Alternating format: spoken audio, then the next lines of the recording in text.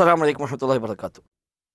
ദൈവം കാരുണ്യവാനാണെങ്കിൽ, ഇസ്ലാം യുക്തിയോട് യോജിക്കുന്ന മതമാണെങ്കിൽ, എന്തിനാണ് ദുരന്തങ്ങളെ ദൈവം സൃഷ്ടിക്കുന്നത്? എന്താണ് മൃഗബലിയിലുള്ള യുക്തി? എന്താണ് യുദ്ധങ്ങളുടെ യുക്തി?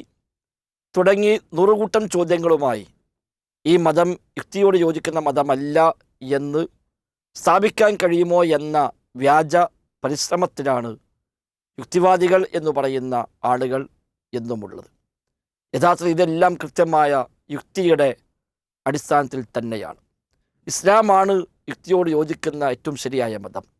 പ്രപഞ്ച സട്ടാവ് അവതരിപ്പിച്ച നയനിലപാടുകൾ ഉൾക്കൊള്ളുന്ന മതം എങ്ങനെയാണ് പ്രപഞ്ചത്തിനോട്, മനുഷ്യനോട്, അവൻ്റെ യുക്തിയോട് എതിരാവുക?